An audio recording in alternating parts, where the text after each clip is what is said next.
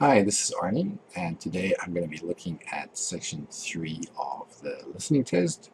So here we go. Okay, so here we are in section 3. As we already know, in section 3, we'll be listening to students talking to a professor, or students talking to a tutor, or students just talking amongst themselves. Okay, so of course, first of all, instructions. We have a multiple choice section here. Actually, this whole section is just multiple choice questions, the whole thing through. Um, when you listen to the recording, you'll see it's split into two parts. So question 21 to 27 is the first part, 28 to 30 is the second part.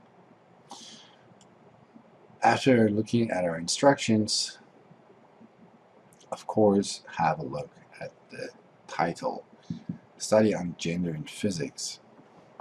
Okay, so this is probably then a study done by some of the students. Now, who are the students? We see some names here. Akira Miyake, this is repeated twice. Here we see study. And then if we scroll down, we see Miyake's team again. Then later here in question 27, we see some other names, Greg and Lisa. So by the time we get to question 27, we might think that Greg and Lisa are the students. And Miyake is probably another researcher whose results they're discussing. Now, in section 3, your language is tested in different ways. First of all, you'll see a lot more paraphrasing going on in section 3 than you did in section 1 and section 2. And also in section 3, you're required to be able to determine how things relate to each other. And very often also towards the end, you have to determine whether or not the students or the speakers agree. So attitude, the speaker's attitude, plays a role towards the end of section 3. Now, let's have a look at the first question here. Let me just get rid of some of these lines. Okay, so the students in Akira Miyake's study were all majoring in blah, blah, blah. So some important words here, all, that can make a big difference to the answer. And then of course here we have majoring. Now, majoring might be paraphrased in some way. You might hear in the recording them saying studying, but for the actual subjects, physics, psychology, science, technology, engineering, mathematics, there aren't too many ways to paraphrase these. So these you will probably hear exactly the same way as you see them here. If we go to question 22, some keywords here, we have aim. Instead of aim, we might hear something like goal or purpose. Investigate. Investigate might be paraphrased. They might say something like the goal of the study was to do something. Or rather, the goal of the study was to find something out. Instead of saying investigate, they might say that. Or to determine. Those are all different ways of saying the word investigate. Now, if we look at the options, what kind of women chose to study physics? So of course for kind we might hear type instead. And then option B, a way of improving women's performance in physics. So this is improving women's performance in physics.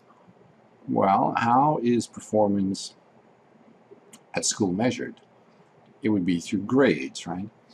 So when we hear this improving performance, it could just be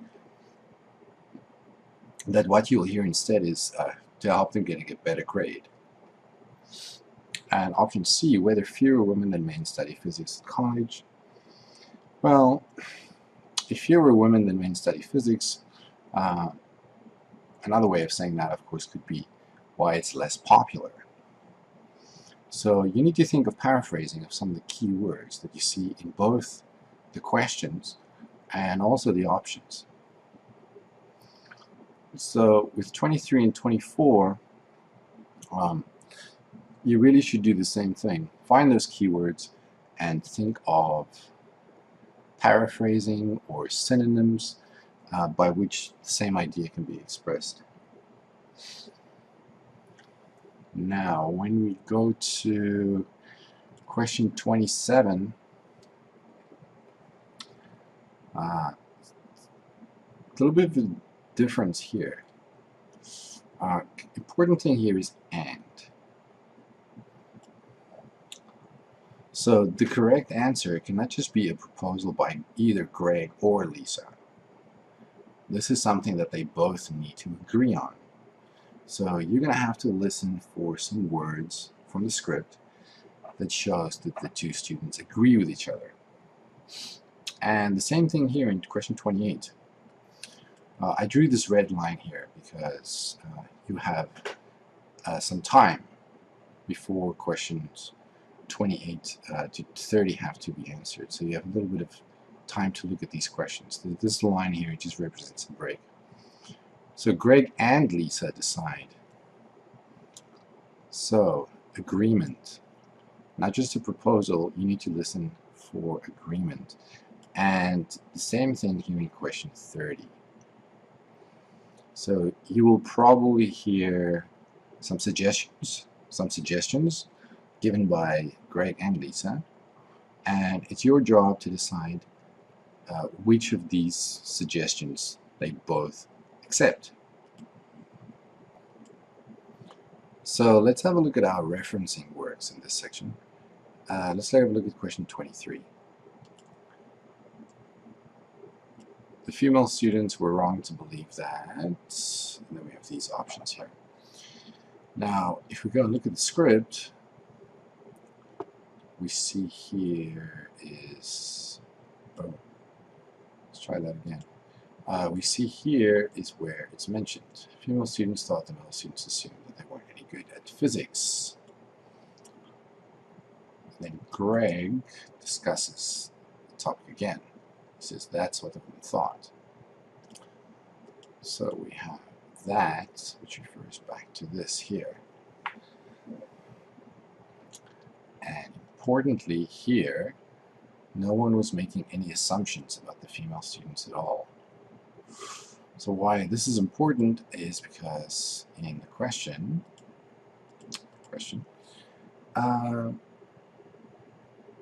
here, option B, we see the male students expected them to do badly. But what we actually see, if we look at the script, it says no one was making any assumptions. So here we have the word expectation, or expected rather. And here we have the word assumption. So assumptions, a noun, it has the same meaning as the verb expected. So that's where we get that answer from. And then if we look at some other questions, let's see.